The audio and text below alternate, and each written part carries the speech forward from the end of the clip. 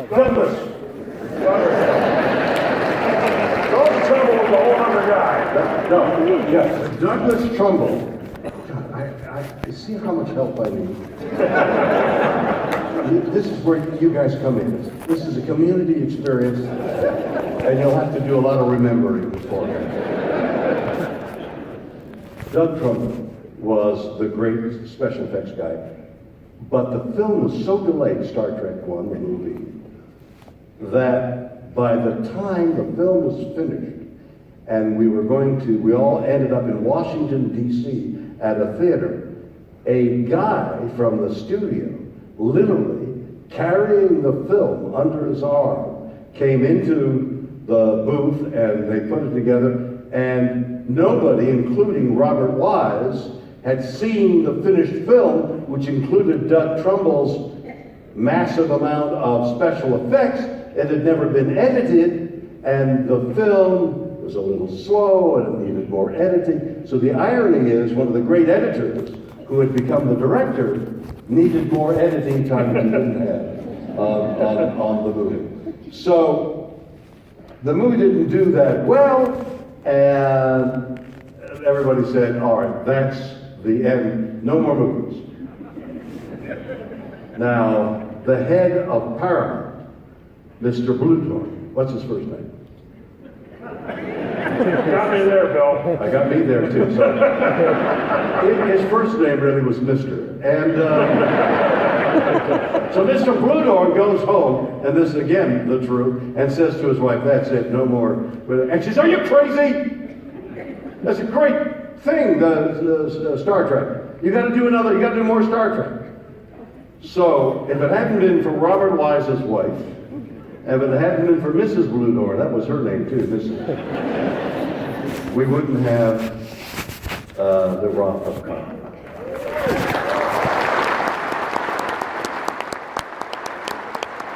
And that's the context of the birth of this film. Right. Okay? That's me. That's all I've got. Now, Bill, I'm going to have a few questions for you. Oh, okay. And so are they. I have some contributions from them, but also These seats are deep, aren't they? Yeah, they are really and low and deep, but that's okay. I would like to know how much. I want to know how. Well, you didn't get your residuals from the last Star Trek film. What's the problem here? The problem is, how old are you when you have a tear in the jeans, which is today? This is the way you wear jeans today. Well, you know. How old does it become not so chic? It's old enough not to give a damn. Right. Okay. My daughter said this is a chic. All right. So how much? Yes. How much, Bill? Not much. I never got much. How much of James T. Kirk was Gene Roddenberry? Was the screenwriters? Was William Shatner? Well, the screenwriter, Gene Roddenberry, thought of the concept of Star Trek, and the screenwriters wrote the words. Now, I said the words, but I said them in my own way.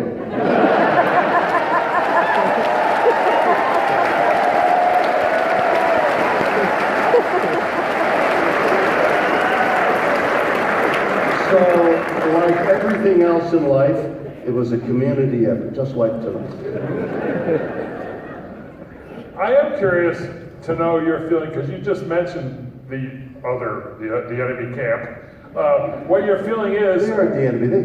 You know, I'm a fan of science fiction. Are you? Yeah. Why? Well, some stories. I mean, I love Ray Bradbury's work. Yes. I also love a book called Canticle for Leibowitz. Great book. I never know that.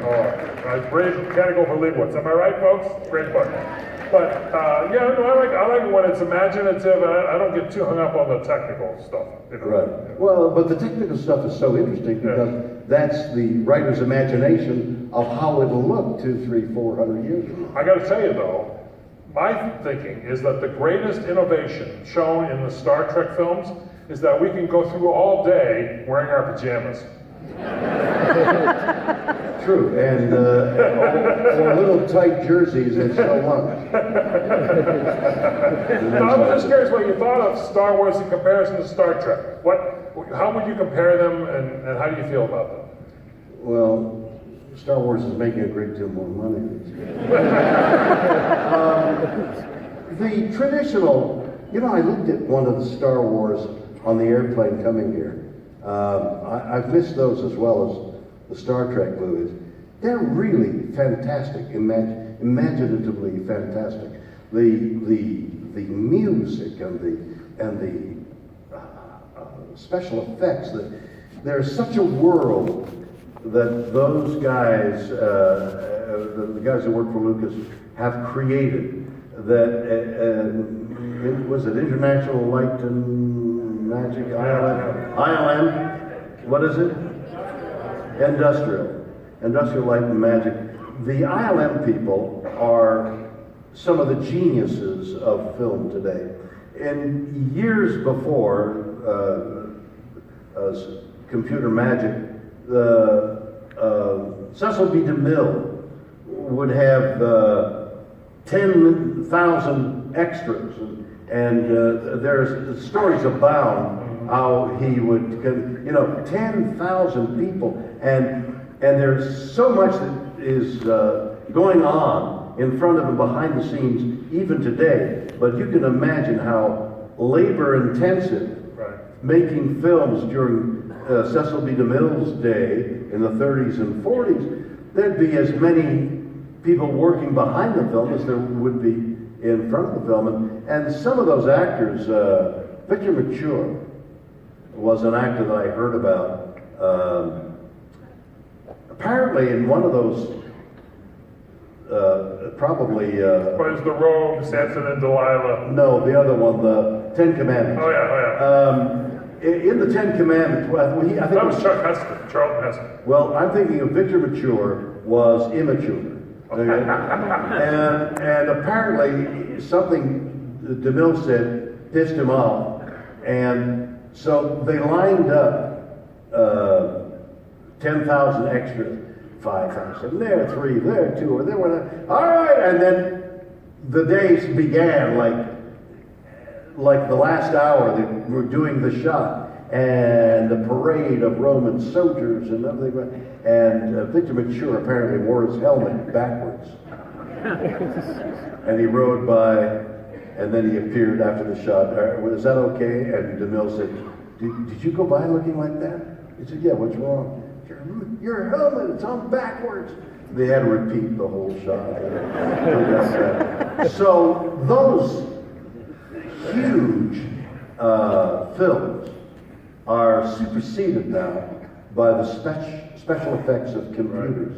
And we have epic films now, like Star Wars, because there are computer graphics. And their computer graphics are so superior to ours. We have better fans. Yeah. I so heartily agree with you. Actually, I better agree with you. Don't we have a person here who wants to ask a question. She came all the way from Niagara Falls, by the way, Susan Gray, and she wants to know about it. This could possibly be another special effect. She wants to know, was Ricardo Montalban's chest real in the movie? Just as real as Jane Mansfield's. Ricardo Montalban was a dear man. I saw him when I was a teenager. I'd come down from Montreal to visit New York every so often. My dad and mother would take my sister and I down, and we'd go see a play or musical. And strangely, and I don't know why, there was a musical I went to see all those years ago, and there was a guy dancing and singing and acting a little in a musical, and I thought, wow, how talented. Even back then, I had an eye, who's talented, who's not, admiring. And I thought, this guy was really good and a wonderful dancer. And then I began to see him in movies. playing the Latin lover, and he was so good. He had an appeal.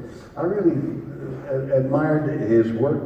And then he appears on the Star Trek set, Ricardo, or as he would like to say it, Ricardo Montalban. My name is Ricardo Montalban. He laughed. And so I got to know him. By that time, he was limping. And through the years, it got worse and worse. And this marvelous athlete, originally it was a horse, I understand, that rolled on him. And then the wound, the injury got worse and worse. And by the time we made the movie, he was incapable of walking. But being the man he was and the athlete he was, he just built up his upper body. And he had these enormous pecs. I would look at him sometimes and say, Ricardo.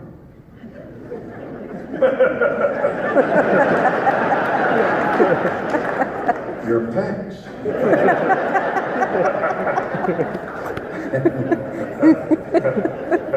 I once told the story, they had made an incision here on both sides, and between takes, he would slide an insert into his pectoral muscles.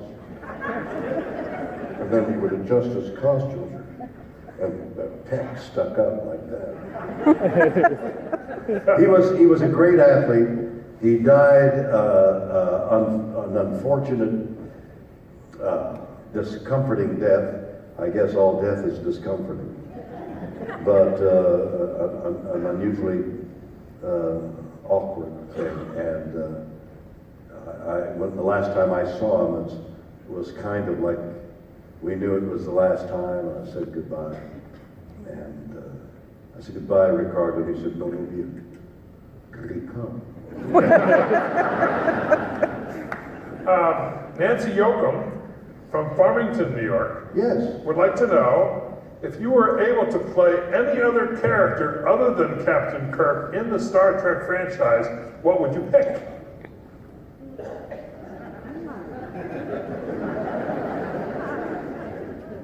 I guess Sulu, so I wouldn't have to deal with George. No,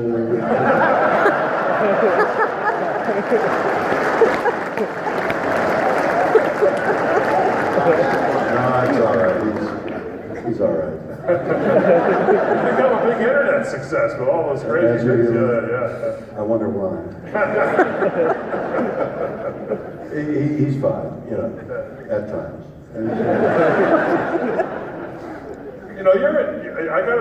People I think are probably aware, although you would never know it from looking at you, that you're in your 8th decade. And what I'm wondering is, do you have any, is retirement possible for you? No, the press has got it all wrong. Oh. There was a mistake in Montreal on my birth certificate. Oh, okay. So anyway, but I was wondering, whatever age you are, you do have some miles on you, and I'm wondering, do you have any regiment for a long life? I'm going to change my tires momentarily. Do I have what? Any kind of regiment or advisement? Regiment. I've got a book coming out in the late summer, I guess, August or September, called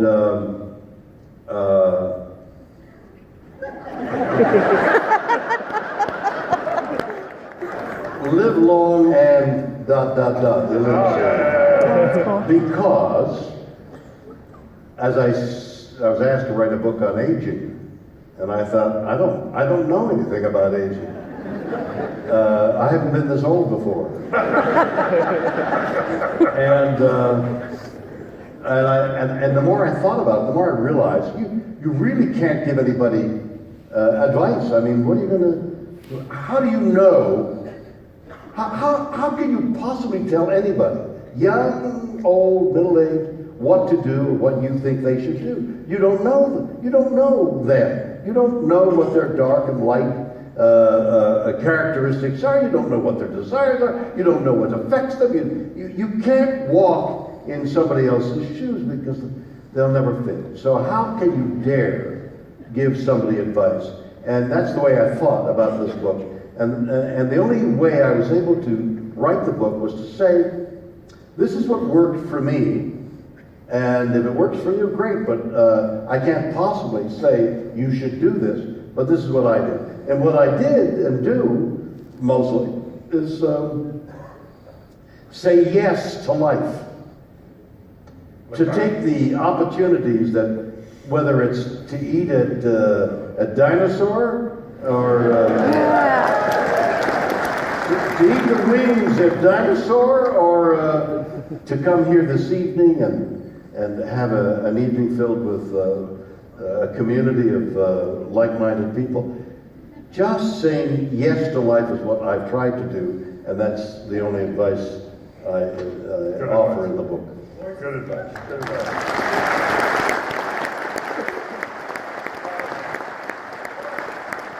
I might suggest another way you stay healthy is at the core of this question from Michelle Rosenbaum of Webster, New York, who wants to know, are you still driving horses, saddle breeds? Yes. I have a lot of horses, and I ride competitively all the time. When I go back, I'm leaving town early tomorrow morning, going back to Los Angeles, and this weekend I will be in a reining competition. Reiners are quarter horses that run very fast.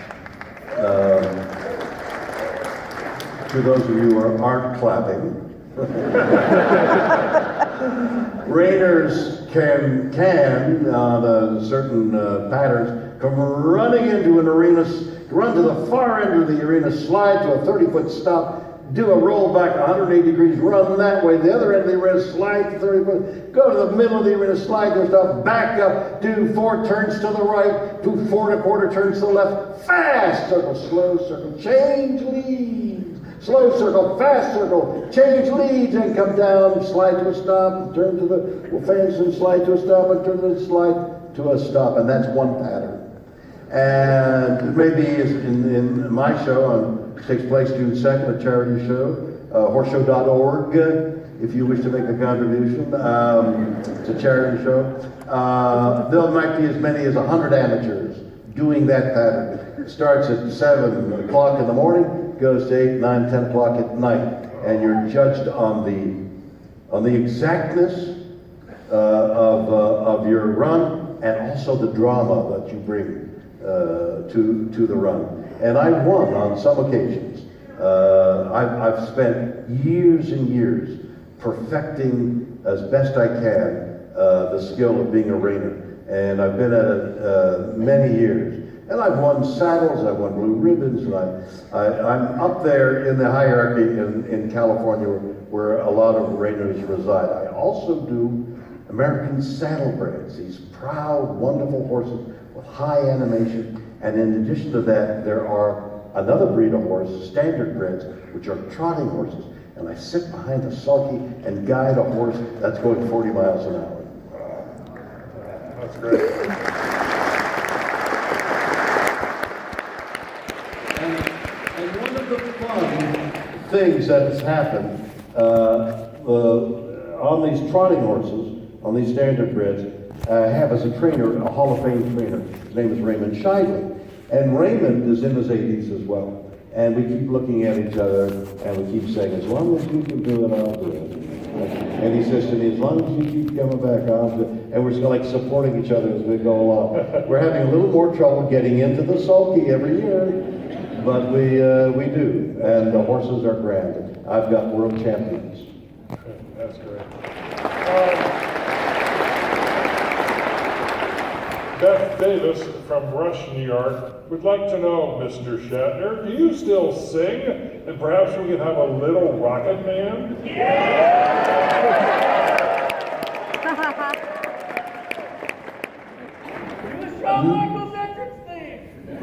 I just had a great answer to that, and you spoiled it. Ask me that question again. Okay. Beth wants to know, do you still sing? Perhaps a little Rocket Man? And the answer is no. No, I don't sing. I love singers. I love singing. The magic, I think sustaining a note is highly overrated. But I have a feel for poetry, and so a good lyric is a poem, and it's set to music, and I'm able, on some occasions, to weave the word and the musicality together and have had some little success with it on occasion. Now, this year, I've laid down the tracks already, and we're getting other people to contribute their tracks as well to a Christmas album, and it's called Shanter. And I've taken traditional Christmas songs and bent them a little, okay? But have some great artists accompanying me. And the album also has some traditional hymns, more religious songs, traditional songs, I guess, to it as well. And in addition to that, a wonderful veteran, Blaine. Sven Folds? He wrote he's a wonderful poet who has post-traumatic syndrome. And as a result, a lot of his poetry is about being in battle and how ugly and awful it is. And he sent me a whole sheaf of poems. They're wonderful. I thought I could make a one-man show, but I needed to lighten it. I needed a beginning, a middle, and an end. So I said to him, would you write me a Christmas song? And he wrote a most wonderful, heart-breaking Christmas song, which I've set to music. That and 'Twas the Night Before Christmas, set to music, are the two anchors of this 12, 13 song album, mixed in with Rudolph the Red-Nosed Reindeer and all the traditional Christmas songs. It'll be out this coming Christmas, called Shanter, and it should be good. At the same time, in a month's time, I go to, you know the group Alabama, and Jeff Cook of Alabama. He and I are going to make a country music album. And I'm so excited about it because once they had asked me to do an album, I said, yes, what songs? They began to send me Western country songs. What I didn't realize at the time was that there are groups of people in Nashville and surrounding area that write songs the way they used to in Tin Pan Alley back in the 20s and 30s when there were musicals on Broadway. There was a building. Do you remember the name of the building? Sure. The Brill. The Brill Building. Golly, what an audience. The Brill Building in Times Square, you could hear the pianos. I understand. You could hear the people singing, making up songs for some of the great entertainers, for Al Jolson and Eddie Cantor and Judy Garland. They were composing songs the way these guys in country music are doing now. So they sent me a sheaf of songs. All of them had some appeal. A good 10 of them were, I think, great. And so I chose those 10. And Jeff Cook has chosen some. And we're going to put them together in the middle of April, late April. I'm going to go to his castle. Apparently he's built a castle with a studio in it. I'm going to go there for 3 or 4 days. We're going to lay down those tracks. And I'll have a Christmas album and a country music album this year, and I don't sing.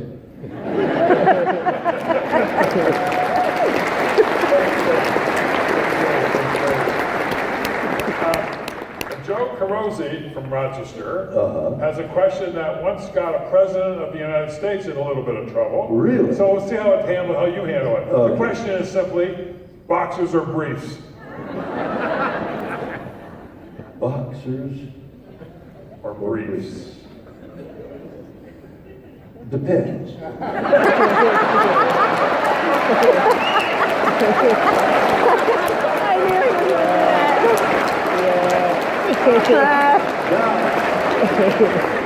Now that information leaked out, and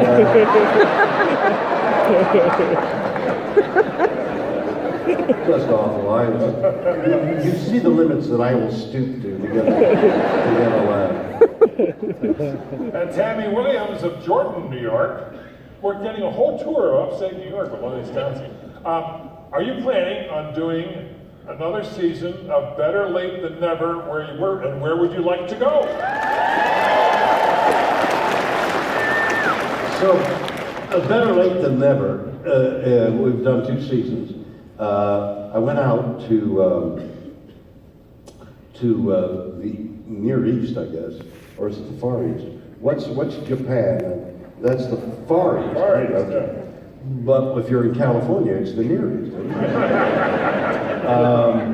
And with Terry Bradshaw, George Foreman, Henry Winkler, Jeff Dye, a comic, and myself. 5 of us went out in monsoon season. So if you think the weather here is, wet and ugly at times, in monsoon, it's it doesn't snow, obviously.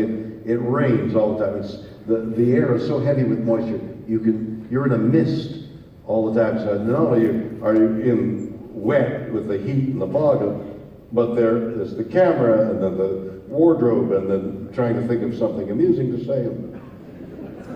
So we did the Far East. This past year we went to Europe, and it's a kind of a special thing. I've gotten to know and love these guys, and they're both wonderful and annoying as hell. And you're spending 24 hours a day with what were strangers moments ago, and now you're on camera with them, and you have to love them. And gradually, if you like an actor, if you pretend to love, like I once was in a room with a gorilla, with Coco the gorilla, and I went into the room. I got into the room, and she was in a chair, and it was a publicity thing for an environmental purpose. When I went into the room and I saw her, I was like this, and then I realized the body language. This is fear, but I'm an actor. So I said, I love you, Coco. I love you, Coco. And all of a sudden, my whole attitude had changed because I was acting love. So in the beginning, I would say, I love you, Terry. And then I began to love him. And in fact, I've invited him to sing on my Christmas album. And he said, I will, where and when. So we began to have a deep affection for each other. I got into the ring with George Foreman in Asia, the 2-time heavyweight champion of the world. A real killer he was when he was a kid. He was really a killer. He says, I was a killer. I fought because I wanted to. Then he retired for 10 years, and he came back and won the world championship again 10 years later, a feat nobody's ever done, and it was incredible. So I got into the ring. Now I used to box a little, and I'm jabbing him.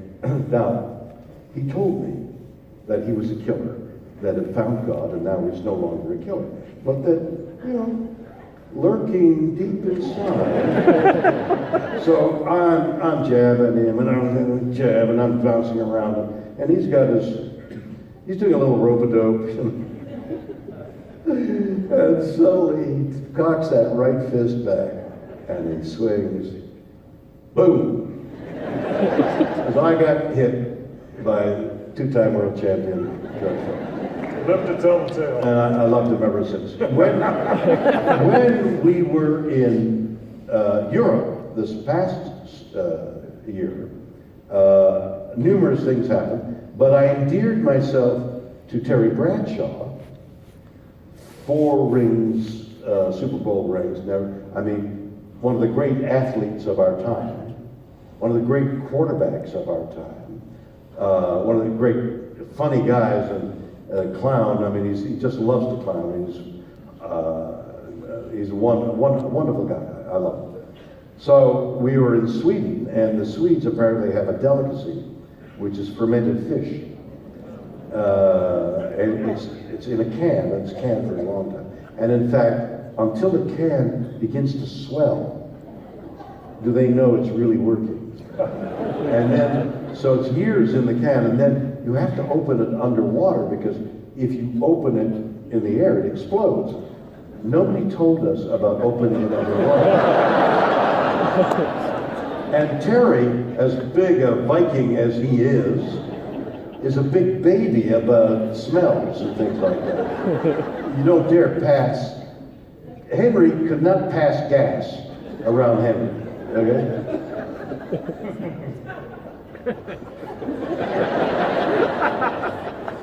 Or was it George? I'm not sure. So I open the can, and this thing, this explosion. You've seen policemen, hardened policemen, hold their nose when there's a dead body. I mean, men who've seen dead bodies innumerable times, still in a decaying remain, something that's decayed. Even they can't stand the smell of a dead body. This fish was worse. There were 5 cameras on us, and there was a camera over here, and this camera here, somehow that frame caught the cameraman on this. And when that can opened, this cameraman leaned over this way, so he was caught by this camera. And projectile vomit. He's behind the camera. And the whole thing was, somebody was supposed to eat this herring. I pop one in my mouth. Terry starts to scream like, I don't dare say like a schoolgirl because I'll get mail. He starts to scream like a terrified child. And now he gets up and his knees don't work. And he tries to run. My hips don't work. But I'm a little faster than Terry. And I run him down and I paint his bald scalp with it. And he says to me later, it wasn't the shame wasn't the herring and the screaming and the falling, and it was that I got run down by Shanter.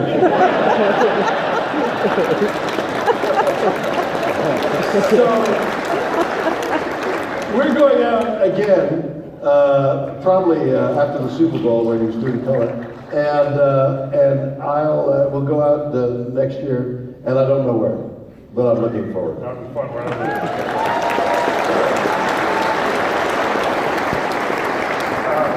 Jerry Plumback of Utica, New York, wants to know that if you find yourself thinking of DeForest and Leonard.